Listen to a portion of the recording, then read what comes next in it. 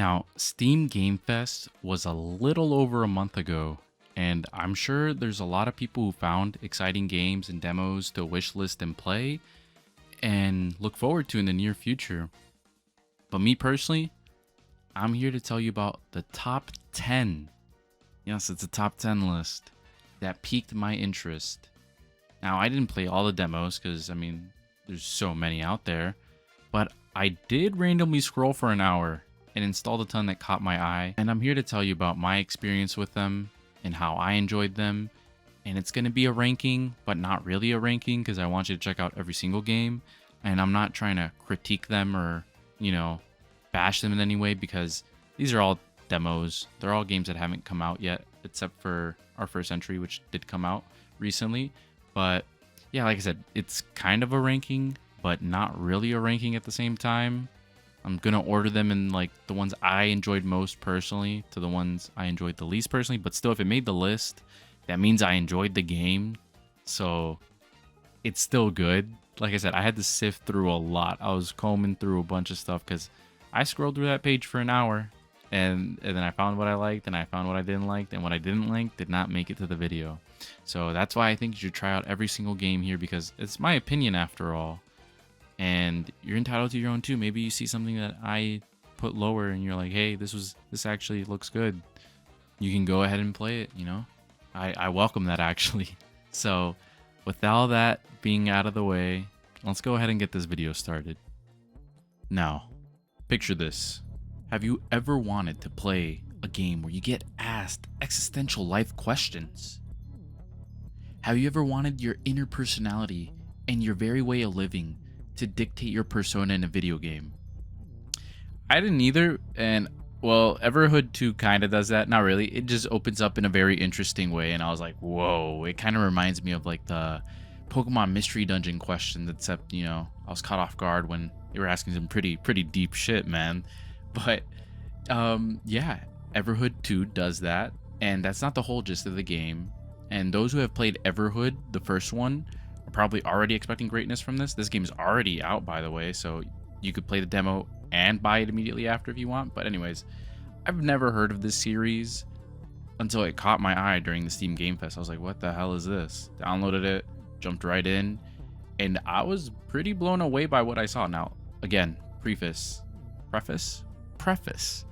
I did not play the first game, so I know some people saying the first one's better than the second one. Listen, I don't have that in my head. I don't know it. I bought the new one. I'm enjoying it, and I personally, and this game probably gets compared to that a lot, but I get a lot of Undertale vibes from this, which I really like. Maybe it's the pixel graphics and the unique characters and the dialogue, because it's clever at times, and maybe that's why it gives me the same vibe. But traversing the overworld and talking to characters is just the not same exact thing, but it's very similar to it, which I really like. However, I will say the combat is entirely different. You sort of like operate on a like Guitar Hero plane, and you have to jump over notes or absorb them in order to like, fire back at the enemy. And the different notes have different like types, and the different types have different effectiveness. Like it's pretty cool. It's a pretty neat idea. And at first I was kind of turned off by it because I'm like, oh, this shit's easy. This is a fucking snooze fest, bro. And then I was about to turn up the difficulty, and then I hit a major boss, and I was stuck on it for so fucking long. I was like, okay, maybe it does not need a difficulty spike. But yeah, this game has it's a pretty fun gameplay loop when they have like difficult bosses like that. I'm into getting challenged constantly and having to redo it over and over and over and over again. That's kind of like, I don't know, the masochist side of me. I just enjoy that aspect of video games. Just basically training yourself to remember a boss or a certain enemy, like attacked formats and like patterns, and then just drilling that into your head until you get it. But again, this game has wonderful character design. I love the way the like sprite work. Is it sprites? I don't think they're sprites technically. The pixel graphics, I like how that's all done. It's done very well. It looks super pretty. The dialogue is funny. I enjoyed my experience with it, and it just came out, so you might as well go and try it. The demo's there. If you like what you see from the demo, go ahead and buy the game because I thought it was pretty amazing. Now moving on to another game. Maybe you're not a Everhood type of guy. Well, guess what? Maybe you're not into that type of game, but we got a nice one right here, and that is Ruffy and the Riverside. Now this one's for all the platformer loving sickos out there. I'm one of the sickos, and if you can't tell already, this game is just so vibrant, so exuberant, so full of life. Like like like someone before going to college, they're just so happy. They're so full of life. And the art style, the vibe, everything, it just nails it to a T. And I cannot imagine how long it must have taken to do the animation for all these characters.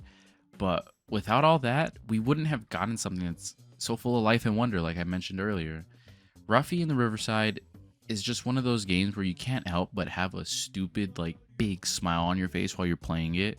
Like, I'm just enjoying my time. It's like I often forget video games are not meant to be like Dark Souls level challenges every single second, or like some big grandeur experience where I have to see a story that's akin to like fucking, I don't know, Homer the Odyssey or whatever, right? Like, no, it could just be simple dumb fun, and it doesn't.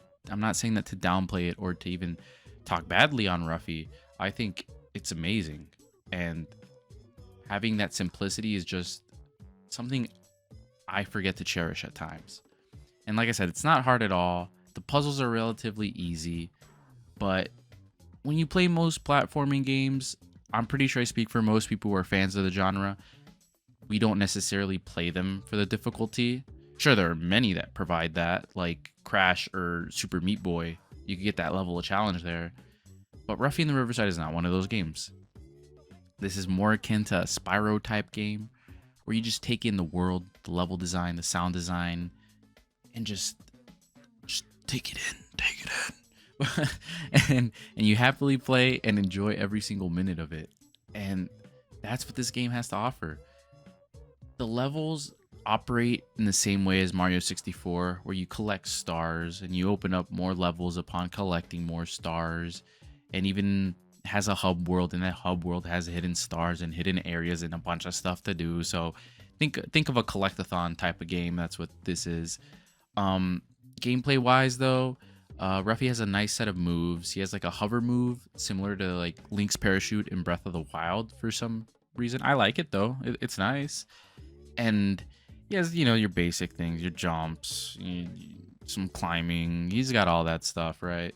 But what Ruffy does differently, I will say, adds a little twist to everything, makes the puzzles a bit more, I gotta think twice, is that he has a copy and paste ability where you scan your environment and you could apply that same like object you scanned onto another thing.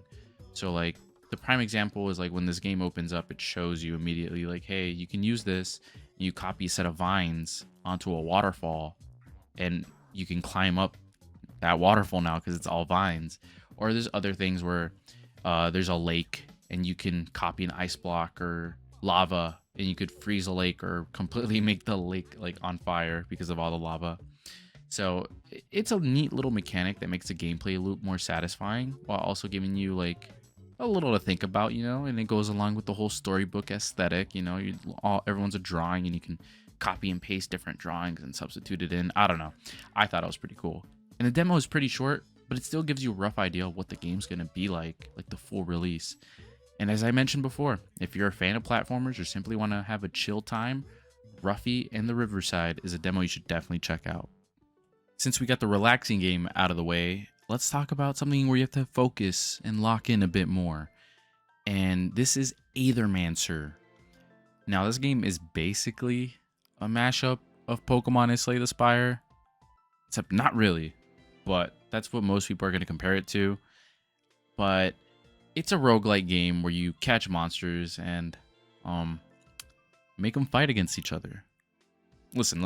I swear it's not like Pokemon. It's not exactly like Pokemon. It has some aspects. That's it, I swear. But it plays more like Slay the Spire.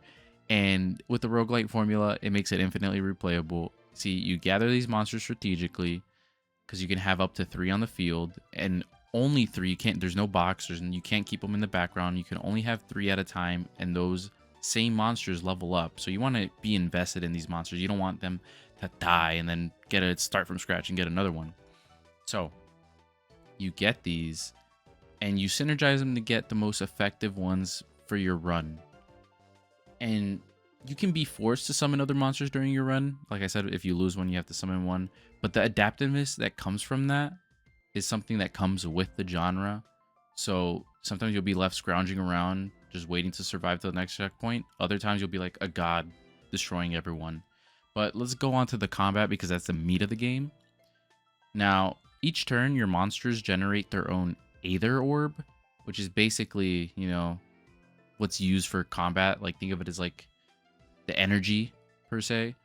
So they generate fire, earth, water, etc. There's these energies, right? And with those built up, you can choose a specific attack to deploy against the enemy. So your monsters will have a set of attacks that once they level up and get more, they'll get more attacks to possibly get, or you get passives, or you get other things to go along with it. This game's a lot. It's hard to describe. I feel like I'm doing a bad job, but trust me, it's very fun. So with these built up Aether Orbs, you can choose to do a normal attack and further generate orbs, or you could, like I said, use a special move. The whole gameplay loop revolves around generating the said orbs and then prioritizing the best synergies between your monsters. And enemy monsters also have a stagger bar, so you also have to think about the fact that, like, hey, this enemy is going to attack me for like a lot of damage, but he has 2 orbs, 2 air orbs for stagger. If I attack him with an air attack now, he'll stagger and he'll skip his turn. So it has you thinking about that type of stuff. And then once you do stagger them, you can capture them using a memento. So it's, basically a Pokeball, except it's instant. There's no will he capture it, will he not? So I thought that was pretty cool. And there are multiple stages that all lead to the final world boss before making, final world boss before continuing the game, basically. But each stage has different things. You choose your path, so it'll all be decided on you, on which path you want to go to. And I played this game a lot. I'm not gonna lie. I thought I was just gonna test it out, have fun, leave it, but I found myself playing it for a while. I had 3 hours like sunk into it, and I was supposed to just be testing it. So I definitely recommend this one for strategy fans who enjoy turn-based combat. And like I said, I feel like I did a somewhat poor job of describing what it was, but trust me, main gist of it, there's energies. Your monsters generate energies. You want monsters to synergize and combine energies, but you also want to be strategic about it and choose which ones fit your party the best. Just play it and you'll see it. Highly recommend. So speaking of turn-based RPGs, like that segue, wasn't that good, but I mean, here we are with our 4th entry, and that is Solasta 2. Now, like with Everhood, I haven't played the original game, but I saw it was a tabletop RPG, and my mind immediately just went to Baldur's Gate 3, so I downloaded it immediately, and I was disappointed to not see a character creator, but damn, everything else about this game quickly caught my eye. Playing this game, and I hate to say it because I don't like to compare games, but it's the easiest way to give you, like, the gist of things, give you the shakedown, give you the rundown. But it gave me so many Baldur's Gate vibes with the gameplay loop, the exploration aspect. All of that did not disappoint me. And I actually found the game to be quite challenging at times, which, I mean, with Baldur's Gate, I felt like I didn't feel that unless I was playing on the hardcore mode. But I didn't expect that because I'm the type of person to comb over every single little nook and cranny. So I thought I would have plowed through the enemies because, I mean, I found some good gear or I found extra enemies to fight that were weaker and I leveled up more. But no, there was a large degree of strategy that I had to use in this game. You have to pick your encounters appropriately. There's even some fights you cannot escape, and you have to think about your positioning really well. Because if you don't, I mean, you're pretty much screwed. I was stuck at one part of the story because I didn't heal my characters. I didn't do enough, and I was pretty much screwed. So I had to reload a save from before and make sure I was prepared into that fight. But yeah, if you're a fan of top-down tabletop RPGs, if you like Baldur's Gate and you enjoy things with good stories, then look no further than this. Solasta 2, it's only a demo, so I'm not trying to criticize it too much, but I'm hoping with the full release there's more interactable characters and more secrets within a town. Like, I don't know. I don't want to give much info on this game because I feel like it's best to just go in blind and make your own decision on it. But main gist is, if you like games with depth, if you like games like Baldur's Gate, tabletop RPGs, or just RPGs in general, give this game a shot. Our next entry is a game with not as much depth, but it's still loads of fun. And I still think there's, on the surface, you might not perceive it as having a lot, but there's definitely a lot of fun stuff like unlockables and challenges you could do within it. So we now have Mega Bonk, which is a Vampire Survivors type game, except in a 3D landscape. And I thought to myself, I get the gist of this game. I've played Vampire Survivors and other games within that genre. I see how it is. Like, I expected myself to not put too much time into it, but then I started playing it and I found myself playing it over and over and over and over again, despite there being only one world since the game isn't fully out yet. And this is exactly what you want from that type of game.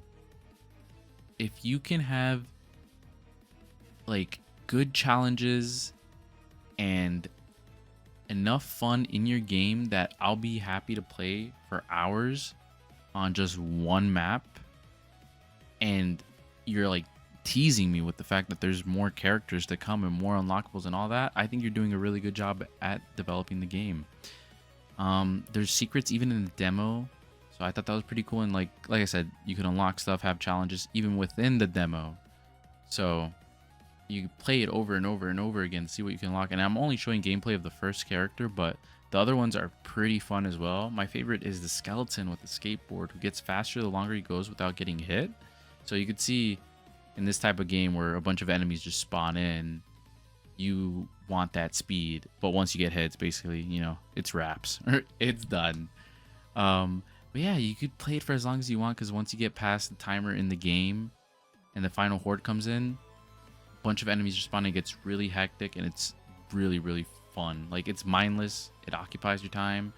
But there's a surprising amount of like sustenance to the game. Like, there is more than what meets the eye, and I personally can't wait for the full release. I already wishlisted it. Go and download this demo. Now moving on to our sixth entry, we have a game for climbers. Are you a rock climber? Do you like to climb? Well, we got that with a tinge of horror, little drop, little bit of concentrated horror, as White Knuckle provides that experience.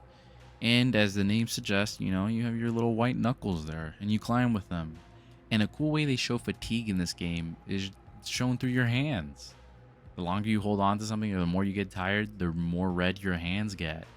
And this game has such a good art style. I'm a big sucker for like unique looking art, or like something different, something nice, something not, traditional, like, oh my god, look at these AAA graphics. And this game does that for me. And the mechanics of it are so simple, but gratifying to master. Because it's like, oh, just climb shit, easy as fuck. But no, there's stamina. There's other tools you can use. Like, you could get like this nail that you have to then hammer in. So you put the nail on the wall, and then as you're climbing, you have to hammer in the nail, and then you climb on it. Because if you don't hammer it in, it's gonna fall off. And there's a spear with like a rope attached, so you throw it up on a ceiling, and you could, climb on it, and then you could go up, you go swing back and forth.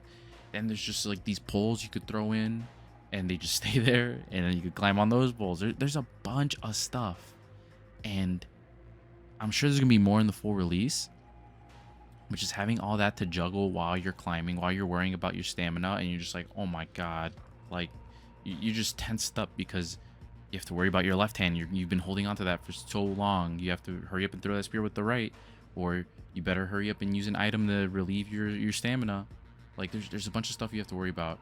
And even if you think, despite all that, even if you think it's simple, you get put to the test, because when you play it, see, this is where the horror aspect comes in.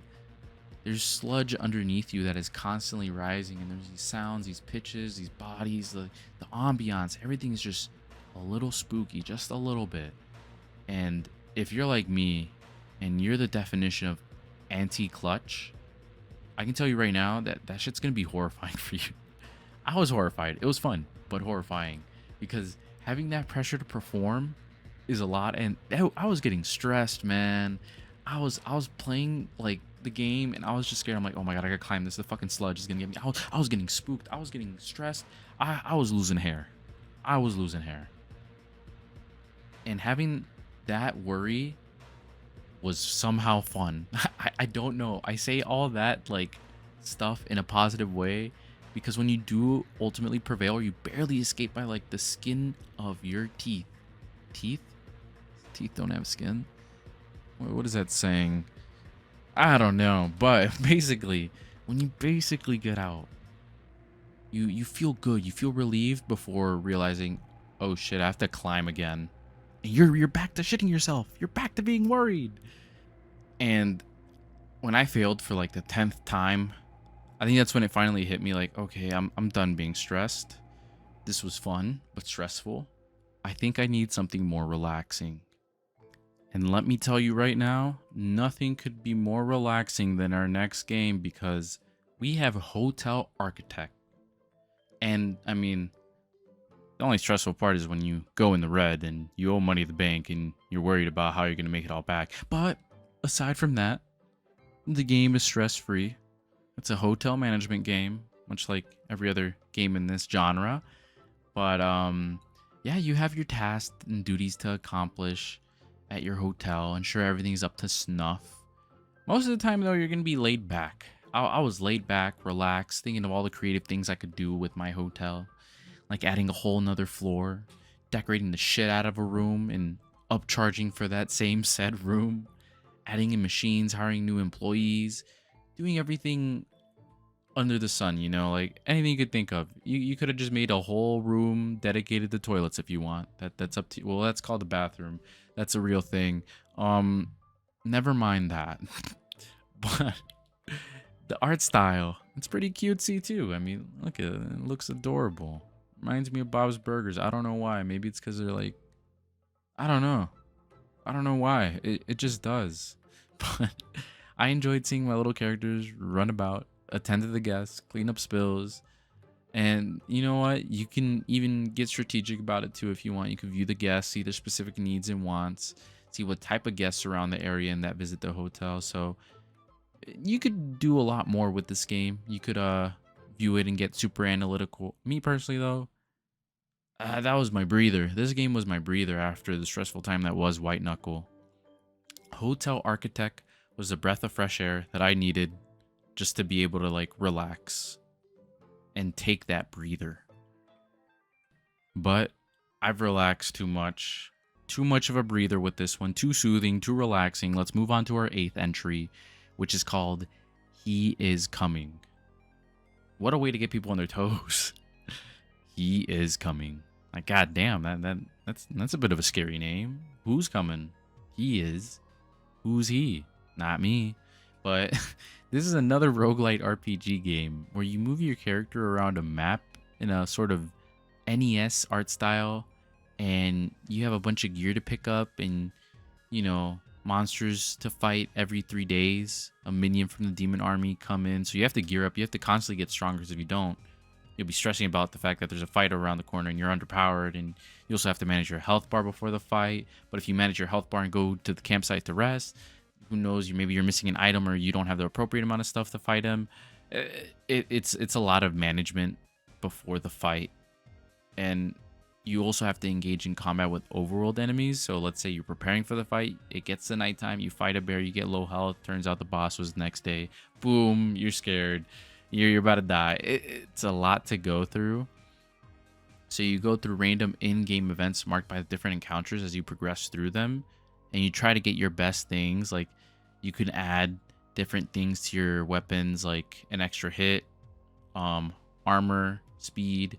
You can get armor that has the best synergies, that work best with what you have going on in your gear. So if I have a speed build, maybe I have an armor set that gives me equal amounts of armor for each speed point I have. Or maybe I just said fuck speed and I just go all armor. Maybe I'm just what's it called, glass cannon. You know, there's random stuff you could do with it, and it's just how the game, whatever it throws at you, you try to make do with what you have, you know? So you try to survive as long as you can, and then at the end of your run, you get permanent, unlockables, which is new items for future runs and different stuff like that. Who knows what they'll have in the full game, but the more and more you play this, the more I found myself like enjoying it. At first, I was like, this is fun. This is all right. But I also sunk 3 hours into this because I just can't. I just boot it up, play it, get like a run or two in, and I'm like, fuck this. I get angry because I lose, and then I come back to it for some whatever reason. But it's a pretty fun game. I love the designs for the enemies, and like I said, it's gonna leave you wanting more after every run. So I have no creative segue for our next game at number 9, but our 9th game is called Nine Kings. Like what I did there? 9th entry has a 9 end title. I thought I was creative. But anyways, Nine Kings is a strategy card game where you select a king with their own benefits and, strategic cards and advantages. And like I said, each king has a specific card set, but you could still loot them from other kings. So, you work through it. You do your own thing. But these cards are used to be placed upon your land or possibly upgrade already existing structures. Then after placing it, you'll enter a battle with one of the other kings mentioned. And, well, actually, I didn't mention them. Just know there's 9 of them. You pick one of the 9. So there's 8 other kings you have to fight. And whoever has the best synergy amongst the builds or just the stronger cards in general ends up being the winner. You're given 3 lives, so you can only lose 3 battles before ultimately being defeated. And this game was pretty enjoyable. If whatever I said caught your interest, go ahead and check it out. I was surprised to find it so fun. And I haven't even shown you all the other games I had to sift through to get to this game. So Nine Kings is definitely worth checking out. Lastly, at our 10th spot, we now have Nice Day for Fishing, which is a fishing game. But here's a little twist that I thought was pretty cool. You play as an NPC that was somehow forced to take the main role of the main character of the game, since all the, heroes, quote unquote, have disappeared, which are all the online characters in the game. So think about like Sword Art Online, or the whole premise of you're stuck in the game with the NPCs. This is like the reverse of that. Everyone got booted out of the game, and the NPCs are now on their own, left to do what the main characters are supposed to do, except it's one specific guy. It's the fisherman. But so yeah, that was the whole premise. I thought that was pretty cool. I mean, it hasn't been done before to my knowledge, so but yeah, you take up quests that's normally supposed to be up to the hero, and you resolve them the best way you know how, by fishing. Now, there isn't a lot of layers to this game, but the writing and the premise really carried it a decent bit for me and had me playing it for a lot longer than I thought I was going to play it. And the actual fishing mechanic itself, it's more like, just a battle mechanic, I guess. I don't know if you could classify this as like traditional fishing games where, you get a bar and you do stuff. It's kind of just like you mash E to fuck up the fish. But more mechanics get introduced, it's not just mashing E to lower the health bar now. They add in different stuff like blocking and parrying, so you're really having a battle with the fish. And it helps you keep you on your toes, because, if you try to get this really large exotic fish, you gotta parry it properly, you gotta be able to block when you can, make sure everything's all in order. If not, you're gonna lose health and you'll lose the fish line. But yeah, gameplay loop might not exactly be where it shines in my opinion, but if you like the eccentric plot and the character writing, as well as the great pixel graphics, I mean, shit, check it out, because why not?